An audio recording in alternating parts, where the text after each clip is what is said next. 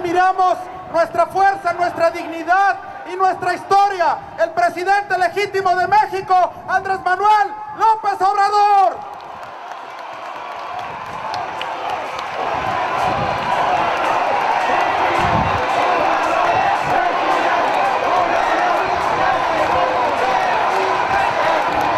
Amigas, amigos, brigadistas, ayer con las compañeras brigadistas en este mismo lugar hablé de que nos corresponde defender el petróleo en medio de una gran crisis económica y de descomposición social. Dije que vamos a seguir unidos, orientando y defendiendo a nuestro pueblo, y al mismo tiempo vamos a seguir acicateando al gobierno usurpador para obligarlo a cambiar su política económica y a que se utilice toda la fuerza del Estado para proteger a los pobres y a las clases medias, y no solo como lo han venido haciendo a los potentados. Vamos a seguir insistiendo para que se aplique un plan anticrisis para fortalecer nuestra producción interna, crear empleos y evitar un mayor empobrecimiento. También vamos a seguir demandando que en el Congreso de la Unión se suscriba y se lleve a cabo un pacto en apoyo a la economía popular para garantizar en una primera etapa que no sigan aumentando, es decir, que se congelen los precios de los siguientes alimentos, productos y servicios: tortilla, pan, agua, leche, huevo, frijol, lenteja, arroz, aceite, carne de res, carne de cerdo, pollo, café, azúcar, pastas, gasolinas, diésel, energía eléctrica, gas, teléfono, transporte público, medicamentos, renta de viviendas, colegiaturas, predial y peajes de carreteras. Vamos a insistir en que lo primero que se tiene que hacer es frenar la carestía de la vida, en lo que lleva el gobierno usurpador. En 23 meses han aumentado los precios de los artículos de primera necesidad más del 100%, mientras el salario mínimo solo ha aumentado en 8%, y se está padeciendo del desempleo que no se veía desde hace 8 años. Amigas y amigos, tomemos en cuenta que estamos asistiendo al fin del predominio de las políticas neoliberales. Estamos asistiendo al funeral del neoliberalismo.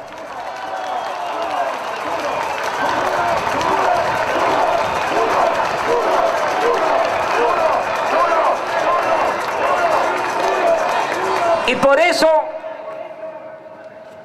se hace necesario la construcción y aplicación de un nuevo modelo económico, político y social,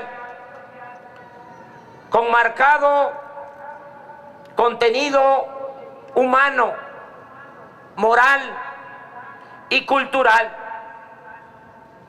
En los últimos tiempos ha quedado totalmente demostrado el fracaso de las políticas excluyentes, diseñadas solo para beneficio de las minorías, y se han derrumbado también los llamados paradigmas que pretendían ocultar el pillaje y los absurdos del modelo neoliberal. Hoy ha quedado al descubierto la falacia de la desregulación económica y financiera sin control del Estado. El criterio de apostar al predominio del mercado y del incumplimiento de la responsabilidad social del Estado. Y ha quedado también de manifiesto que no se puede justificar la concentración de la riqueza en pocas manos con la pseudoteoría del goteo, según la cual si les iba bien a los de arriba, les iría bien a los de abajo. Si llovía fuerte arriba, goteaba abajo, como si la riqueza en sí misma fuese permeable o contagiosa. También cada vez más se está quedando en evidencia que procurar el crecimiento económico de unos pocos con el sacrificio y la miseria de otros muchos no solo produce una monstruosa desigualdad económica y social, sino que desata la inseguridad y la violencia e impide la gobernabilidad democrática. Esa es la lección, ese es el fruto podrido del modelo neoliberal. Si no hay justicia, si no hay distribución equitativa de la riqueza, si solo se protege a unos cuantos, no se puede en ninguna parte del mundo tener tranquilidad, paz social, gobernabilidad. No se debe olvidar nunca que la paz es fruto de la justicia y que en ninguna parte se va a poder gobernar si no hay justicia.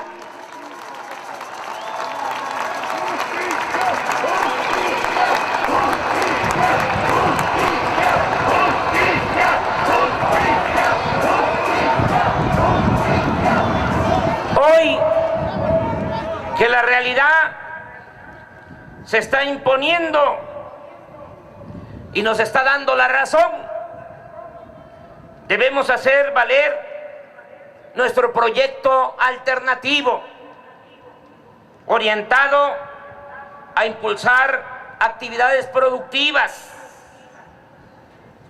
a crear empleos, al crecimiento económico que no ha habido en México desde hace 25 años.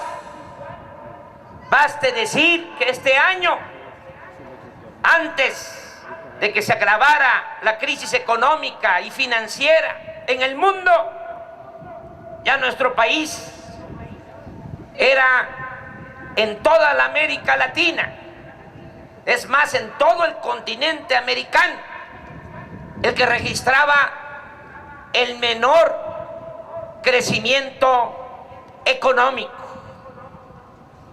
Por eso tenemos que impulsar un nuevo modelo para rescatar al campo del abandono, apoyar toda la actividad productiva, hacer realidad el crecimiento económico, fortalecer nuestro mercado interno, dejar de estar apostando a ese absurdo de comprar lo que necesitamos en el extranjero, cuando lo podemos producir. Todo lo que ha pasado con el abandono del campo.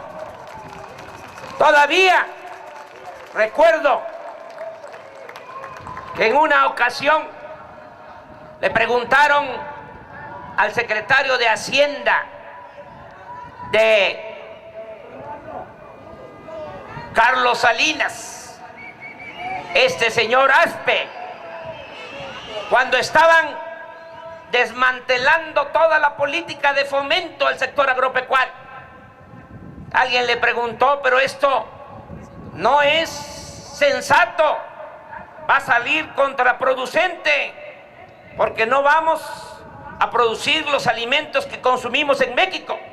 La respuesta de este tecnócrata irresponsable fue de que en un mundo globalizado podíamos comprar los alimentos en cualquier parte. Todavía hace 3, 4 meses, cuando empezó a afectar más la carestía por la crisis mundial de alimentos, le plantearon a Calderón lo mismo, y él salió a decir que también podíamos comprar los alimentos en el extranjero. Eso es lo que hay que hacer a un lado, esa concepción. Tenemos que lograr la autosuficiencia alimentaria. Es preferible que lo que se utiliza de dinero, de divisas, para comprar los alimentos en el extranjero, se invierta para apoyar a los productores mexicanos, a ejidatarios, a pequeños propietarios, y lograr la soberanía alimentaria.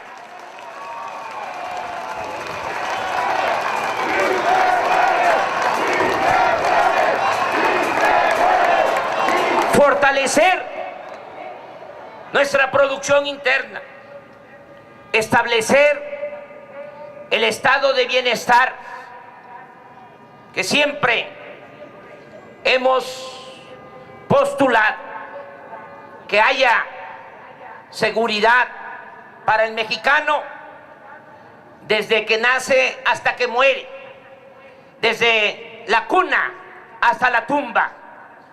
Hay recursos suficientes para garantizar el estado de bienestar, porque este país, a pesar de que lo han saqueado por siglos, tiene todavía muchos recursos, muchas riquezas. Es cosa de hacer a un lado la política que han venido aplicando para que la preferencia, el destinatario del presupuesto sea el pueblo y ya no las minorías voraces que han llevado a la ruina a nuestro país.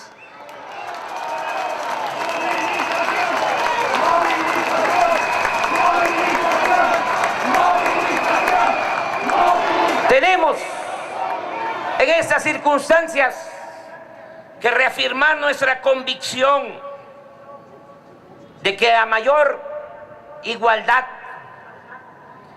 más educación y más justicia, habrá siempre más tranquilidad, más seguridad pública, menos violencia y más estabilidad social y política. Sin embargo, amigas y amigos, aún con el fracaso del modelo económico neoliberal, tendremos todavía que enfrentar un complicado proceso de transición.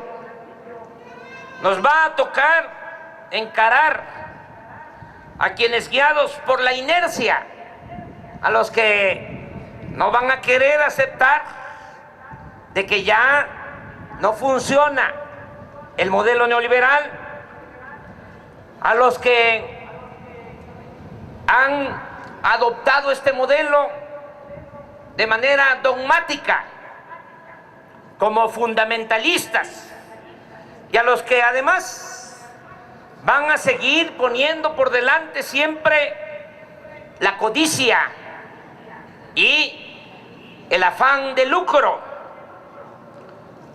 que se van a seguir resistiendo a cualquier cambio, a pesar de que ya tronó el modelo neoliberal en todo el mundo. Van a haber algunos que se van a aferrar y que no van a querer aceptar ningún cambio.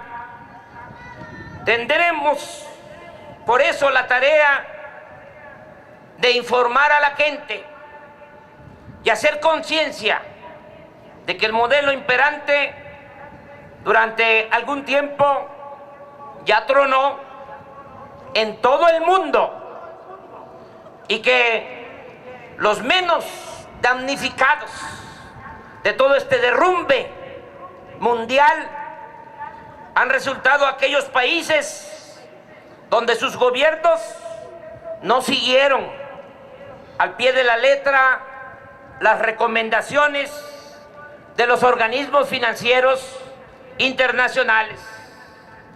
También debemos estar atentos porque en la resaca del fracaso de la política neoliberal, los tecnócratas y sus jefes van a querer seguir aplicando las viejas recetas, van a querer seguir poniendo vino nuevo en botellas viejas, van a seguir aplicando las viejas recetas de apretar el cinturón de los pobres y aflojar el de los ricos, o de continuar privatizando las ganancias y socializando las pérdidas. Por eso debemos estar atentos para proteger a la gente y evitar que continúe el saqueo de nuestros recursos naturales y de los bienes de la nación. Y lo primero que tenemos que hacer es impedir la privatización de la industria petrolera para garantizar el presente y el porvenir de los mexicanos. Ante la gravedad de la crisis económica y de bienestar social, la defensa del petróleo adquiere mucho mayor relevancia, porque solo estando el sector energético bajo el control y el dominio de la nación, podríamos encontrar la salida y garantizar un mejor futuro para nuestro pueblo. Siempre lo hemos dicho y ahora lo subrayamos, porque reviste todavía más importancia. Para sacar adelante a nuestro país, tenemos dos recursos fundamentales: nuestro pueblo, que es bueno, que es noble, que es trabajador, y el petróleo. Son nuestros dos brazos para sacar adelante a México. Si nos quitan el petróleo o se comparte la renta petrolera, no podríamos sacar adelante al país. Nos quedaría nuestro pueblo, que repito, es extraordinario, pero no sería suficiente. Petróleo es estratégico. Con el petróleo podemos, cuando haya mejores condiciones, que yo espero que pronto se den, vamos a poder industrializar a nuestro país con el petróleo. Vamos a poder sacar adelante a México, creando empleos, convirtiendo a nuestro país en una potencia energética. Con ese propósito de defender el petróleo como recurso fundamental, ya hemos fijado con mucha claridad cuál es nuestra postura frente a los dictámenes que se están elaborando en el Senado. Aquí vuelvo a señalar: 1, no aceptamos la creación de filiales de Pemex, como lo propone la cúpula del PRI. Ello significaría reafirmar la política de Salinas, que con la idea de privatizar Pemex en 1992 dividió esa empresa en 4, la fraccionó con la idea, repito, de privatizar poco a poco la industria petrolera. No aceptamos esto porque, entre otras cosas, sería dejar de utilizar toda la cadena de valor que significa la industria petrolera y la industria eléctrica para convertir al sector energético en palanca del desarrollo nacional. La propuesta de filiales es una especie de reparto del botín para consolidar los acuerdos de las cúpulas del PRI y del PAN. 2, no permitiremos los llamados contratos riesgo, ni abiertos ni con disfraces, es decir, los contratos incentivados propuestos por Calderón, ni los llamados contratos de éxito que pretende el PRI. 3, no estamos de acuerdo en que en el nuevo régimen de excepción administrativa que propone el PRI y el PAN se dé manga ancha para la asignación de obras, adquisiciones y servicios mediante el procedimiento de invitación restringida o asignación directa de contratos. Acaba de salir una información. ¿Saben cuántos contratos tienen los Muriño con el gobierno? Más de 100 contratos. No solo en el sector energético, con el Seguro Social, con la CONASUPO, con todo. Ya no queremos que siga ese contratismo voraz, corrupto, que tanto daño le ha hecho al gobierno y a la sociedad. Tenemos que evitar todo esto. Sería grotesco que con toda la corrupción que hay en Pemex todavía se siguiera fomentando el contratismo en beneficio de empresas y de funcionarios deshonestos. Siempre he considerado de que nada ha dañado más a nuestro país que la deshonestidad de los gobernantes. La corrupción es lo que ha dado al traste con todo. Es la causa principal de la desigualdad social y de la desigualdad económica. Y privatizar es sinónimo de corrupción. Todo esto que han hecho de privatizar empresas públicas con el San Benito, con el argumento de modernizar la administración pública, no tiene otro propósito más que el sacar beneficios para unos cuantos. Les voy a poner un ejemplo. En 1992, así como lo quieren hacer ahora con Pemex, reformaron una ley secundaria para otorgar permisos a empresas extranjeras para que instalaran sus plantas de generación de energía eléctrica en nuestro territorio. Esa reforma que hizo Salinas es claramente violatoria de la Constitución, del artículo 27, que establece que solo la nación puede generar y distribuir la energía eléctrica. Se reformó esta ley secundaria y se empezaron a otorgar permisos a empresas particulares, nacionales y extranjeras. Sobre todo en la época de Fox se entregaron muchas concesiones.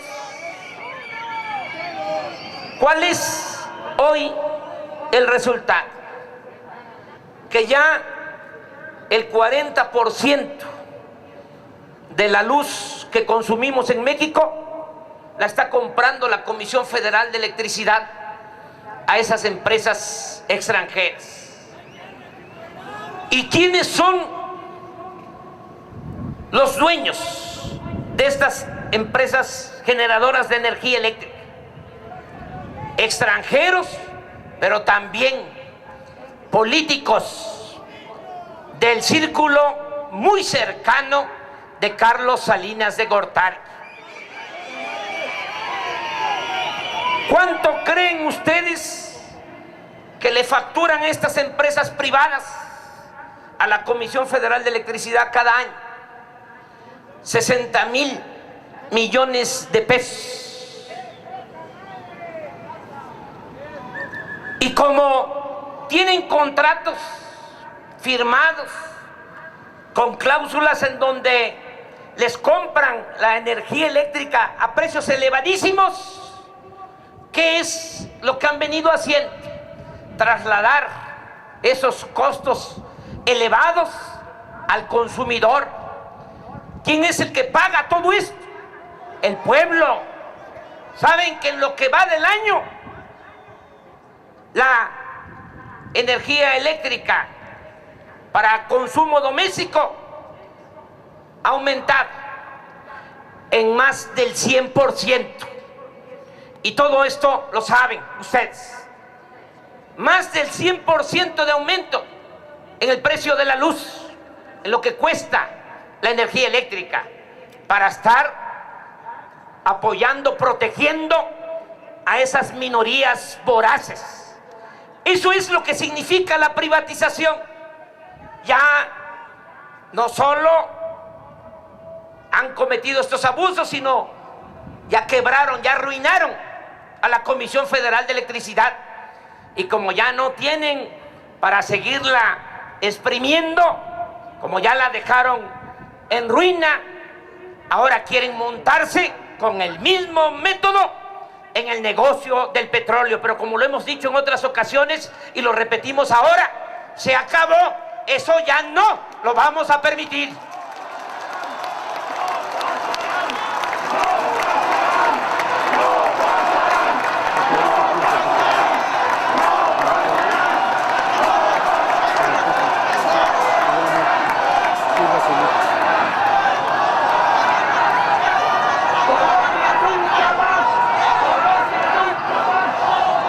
Cuatro, no aceptaremos que se asignen a compañías nacionales o extranjeras bloques o áreas del territorio o de las aguas nacionales para la exploración y perforación de los pozos petroleros.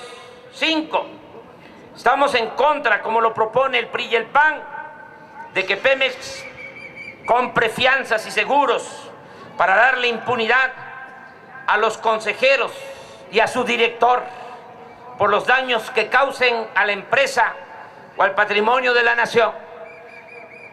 ¿Sí se entiende esto? Miren, la propuesta de Calderón en la llamada ley de administración pública para Pemex, en su proyecto de reforma, viene un artículo en ese sentido, que se van a comprar fianzas y seguros para que en caso de que los consejeros de Pemex, 15 consejeros, que son pues 10 propuestos por el Ejecutivo,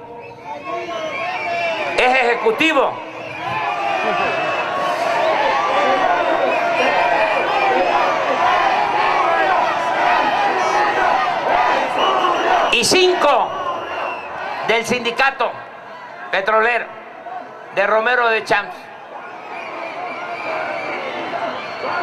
Pues los 15 más el director de Pemex tendrían seguros y fianzas para que en caso de que cometieran una irregularidad, entiéndase o léase un acto de corrupción, no se les pudiese hacer nada. Esto es todo un descaro. Aprobar eso es como legalizar la impunidad y la corrupción. Lo propuso Calderón inicialmente. Luego, si recordamos, vino la propuesta del PRI en el caso de esta ley para la administración de Pemex, de 48 artículos propuestos por Calderón. Los del PRI copiaron 29. Es decir, la propuesta del PRI, en el caso de 29 artículos, es idéntica a la que propuso Calderón.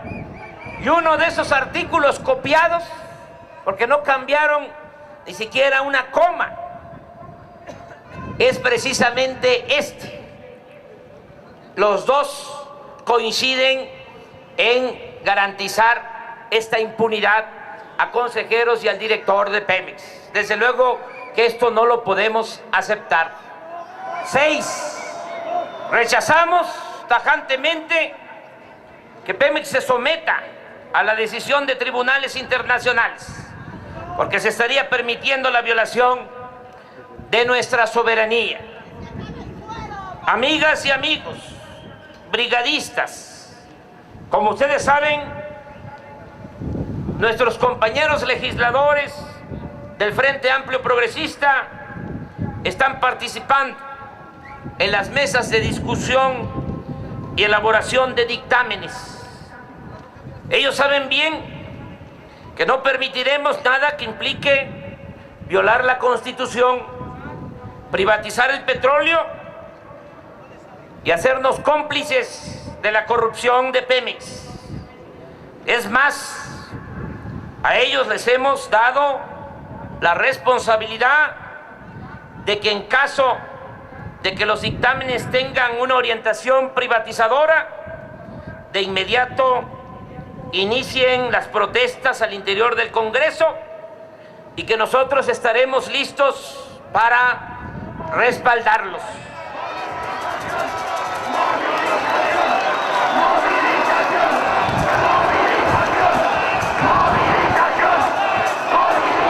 Ayer, con las compañeras brigadistas, aquí, en el Monumento a la Revolución, hicimos un llamado a todos los brigadistas del país y a todos los defensores del petróleo, porque debe saberse que se están aglutinando fuerzas, algunos que no están del todo de acuerdo con nosotros en nuestra estrategia general, pero que en este tema de la defensa del petróleo coinciden plenamente. Por eso no es nada más la convocatoria a brigadistas, sino a muchos ciudadanos que tienen partido o que no tienen partido, ciudadanos libres, que lo que quieren es que no se entregue el petróleo.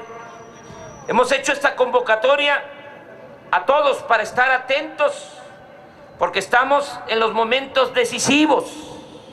Esta semana es crucial, fundamental, y en caso de ser necesario, hombres y mujeres de todas las regiones del país, nos concentraremos en la Ciudad de México.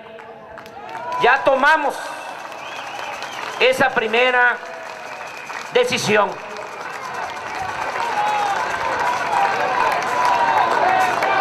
Les informo que desde ayer,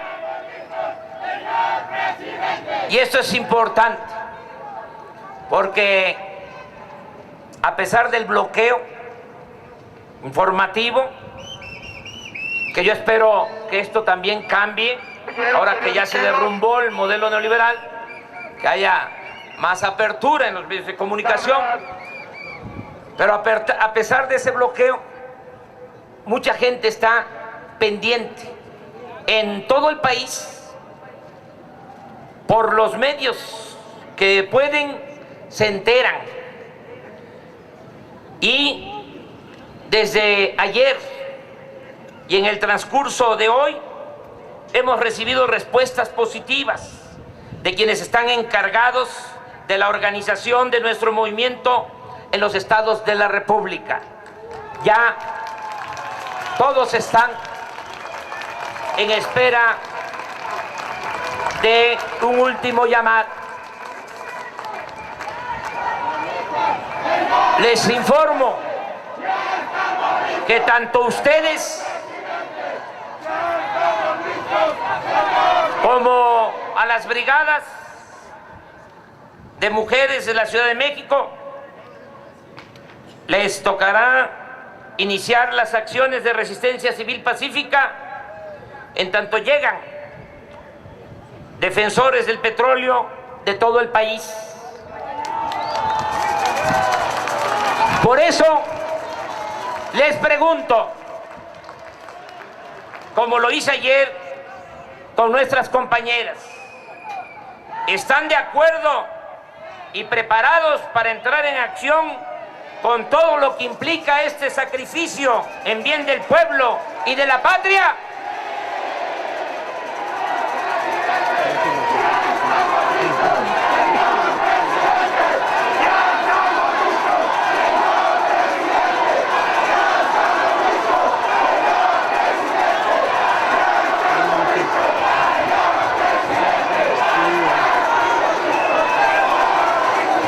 También,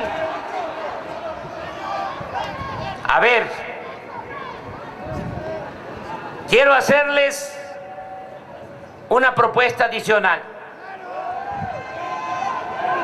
Sé que no es fácil, ya hablé de que todo esto implica esfuerzos y sacrificios, pero no es en vano, vale la pena. Además, ya estamos en el último tramo para resolver en definitiva este asunto. No podemos decir de que ya va a estar todo resuelto. Nosotros tenemos que seguir luchando hasta lograr la transformación de la vida pública de México. ¿No es así? Además, dejar de luchar es como empezar a morir. ¿Qué les parece? ¿Qué les parece si mañana que van a reunirse las mujeres brigadistas en el hemiciclo a Juárez a las 11 de la mañana, qué les parece que las acompañemos todos?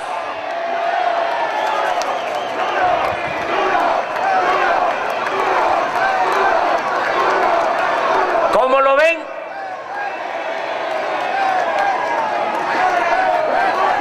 Que acompañemos a las compañeras brigadistas mañana a las 11 en el hemiciclo a Juárez. ¿Por qué tenemos que estar reunidos? Para estar informados para estar atentos y estar preparados para tomar cualquier decisión. Repito, son días muy importantes. Entonces, nos vamos a volver a encontrar mañana a las 11 en el hemiciclo.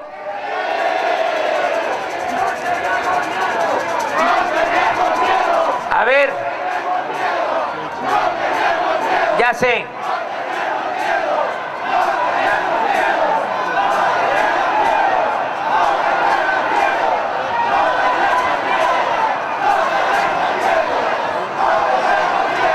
Amigas y amigos, muchas gracias. Como decía el presidente Juárez, con el pueblo todo, sin el pueblo nada. Y esta es nuestra fuerza. Esto es lo principal.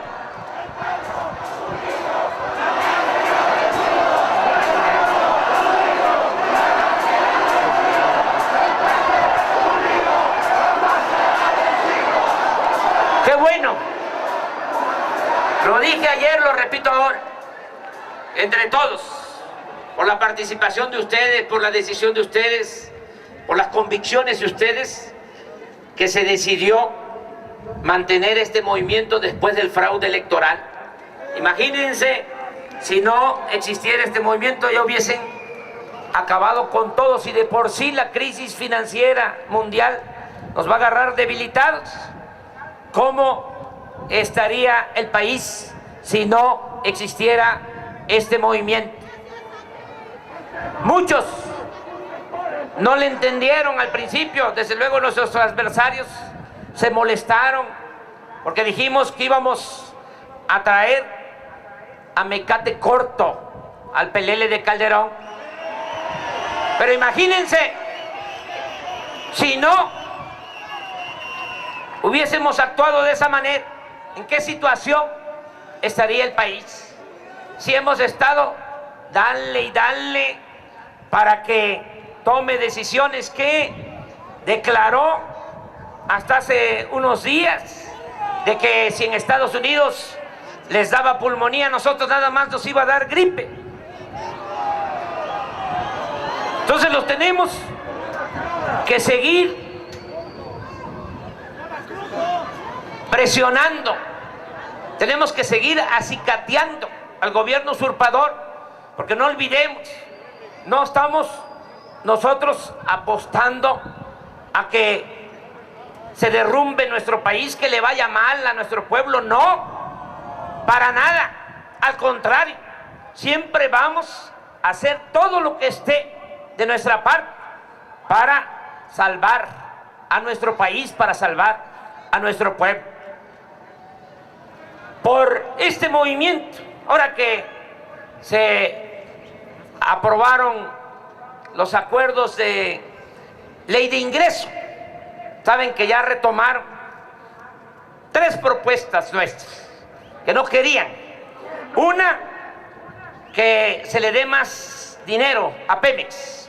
2, que las deudas llamadas pidiregas se conviertan en deuda pública. ¿Por qué? Porque estos famosos pidiregas se tienen que pagar con intereses muy altos, es decir, cuesta mucho el financiamiento.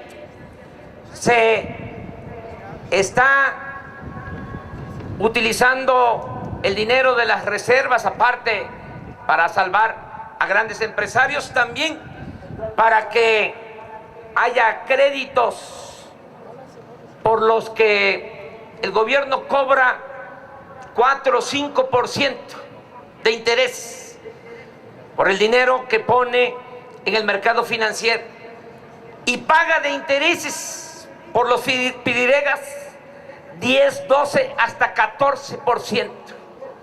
Entonces, con esta decisión que hemos venido planteando desde 2004, se van a obtener ahorros hasta por 2,000 millones de pesos, nada más porque se va a pagar menos de intereses por pidiregas. Y lo tercero, después de estar insistiendo y de que ellos decían que no era posible, porque hasta hace un mes todavía aparecía en la televisión un mensaje, un comercial, de que la ley en México prohibía construir refinerías, cosa que es una reverenda mentira.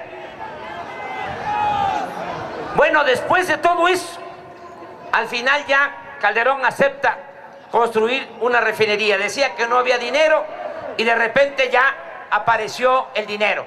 ¿Por qué todo esto? Por el movimiento. Entonces, así vamos a seguir. Así vamos a continuar.